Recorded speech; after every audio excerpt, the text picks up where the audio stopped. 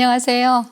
오늘은 3월 26일 날마다 주께로 큐티집 72페이지입니다. 성경 본문은 구약성경 시편 128편 1절로 6절 말씀입니다. 이 말씀을 가지고 경외하는 자의 복이라는 제목으로 큐티 가이드를 시작하겠습니다. 사랑하는 성도 여러분, 오늘 우리가 나눌 시편 128편은 하나님을 믿는 우리 가정에 주실 복에 관한 말씀입니다.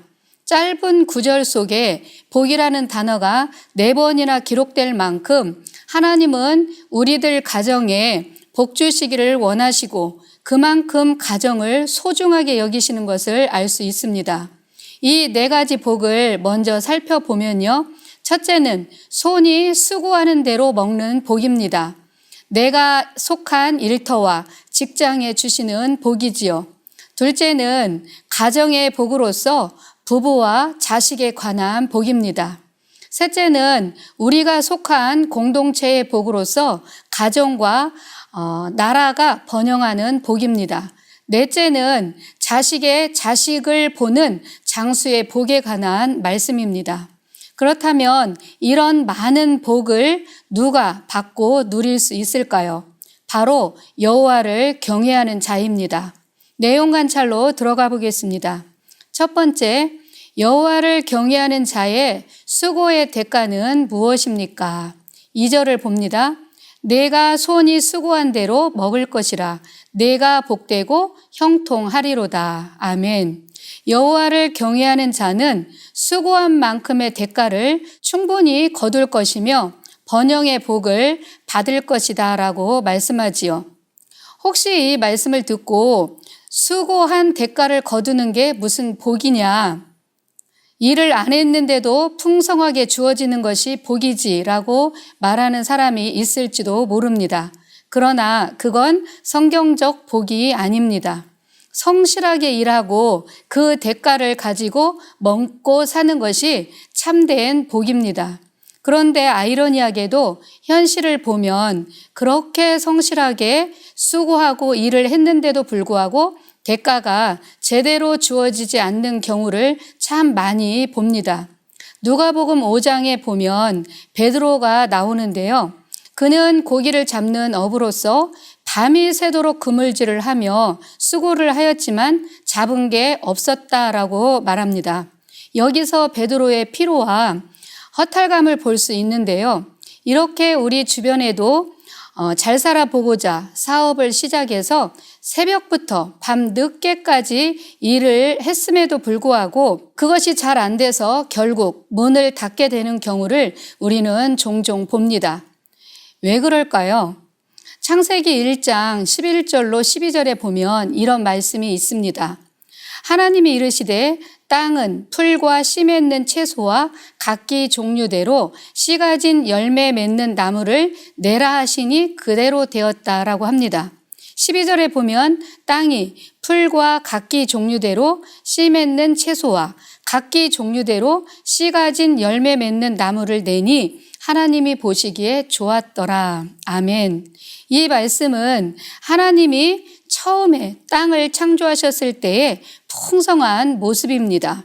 이렇게 하나님이 창조한 세상에 아담으로부터 죄가 들어오기 이전에는 하나님이 말씀하신 대로 땅이 저절로 열매를 내었고 채소와 열매 맺는 나무를 내므로 풍성함을 거두는 하나님이 보시기에 심히 아름다운 땅이었던 것을 알 수 있습니다. 그리고 하나님은 아담에게 그 땅을 경작하며 지키도록 하셨지요. 즉 하나님이 아담에게 일을 주셨던 것입니다.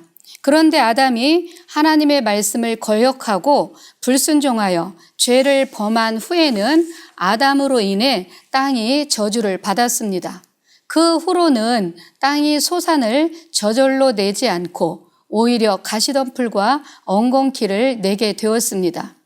그리고 사람은 평생을 수고하고 얼굴에 땀이 흘러야 그 소산을 먹게 되리라고 말씀하셨습니다.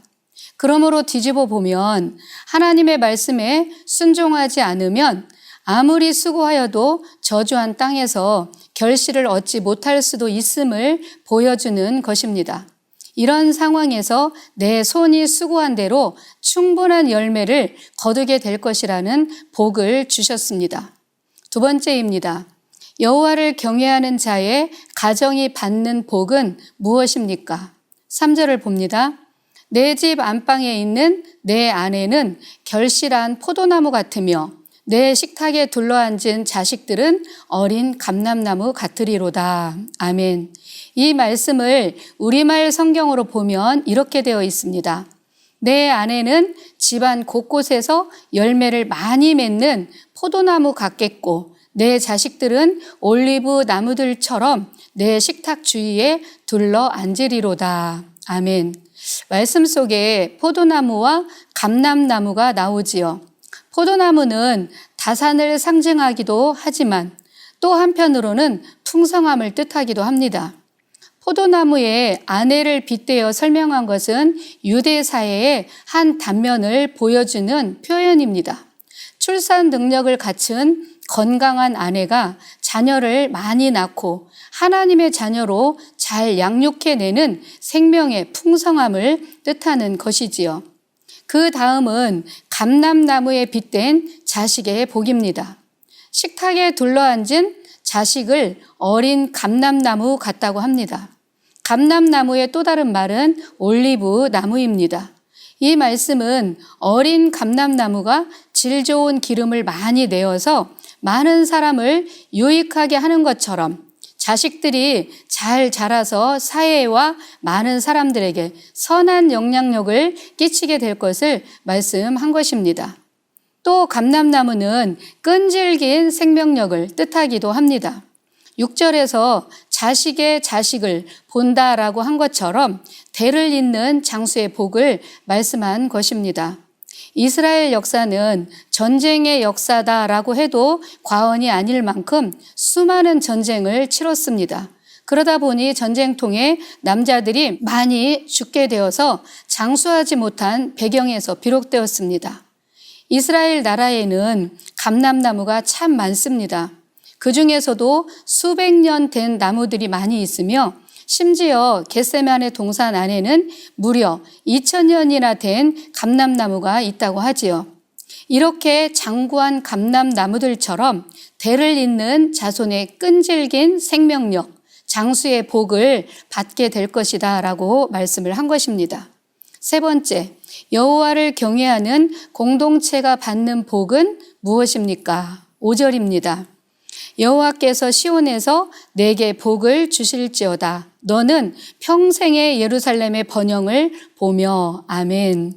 시온은 하나님의 성전이 있는 곳입니다. 하나님을 잘 섬기면 이 성전으로부터 하나님이 복을 주심으로 예루살렘 공동체, 즉 나라 전체가 번영하게 될 것이다라는 것이지요. 그런데 복을 주시는데 언제까지 복을 주시느냐?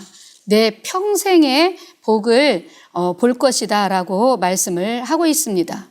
네 번째, 연구와 묵상입니다. 사랑하는 성도 여러분, 여호와를 경외하는 것은 무엇을 의미하는지 묵상해 봅시다. 1절을 보면 여호와를 경외하며 그의 길을 걷는 자마다 복이 있도다 라고 하신 말씀 속에서 그 답을 찾을 수가 있는데요. 여호와를 경외한다는 것은 곧 그분이 말씀하신 길을 따라간다는 것입니다. 다시 말하면 그 말씀대로 순종하며 따라 산다는 말씀이지요. 우리가 누군가를 믿지 않으면 그 사람을 따라가지도 않고 그 말을 듣지도 않습니다. 사업이 되었든 친구가 되었든 그를 믿고 신뢰할 때에 그가 가는 길을 따라갈 것이며 그의 말대로 행할 것입니다. 그러므로 우리가 예수님을 경외한다는 말은 곧 예수님을 믿고 신뢰함으로 그분이 말씀하신 대로 따라 산다는 것을 의미합니다. 이 말씀은 5번의 적용 부분과도 일치하는 말씀인데요.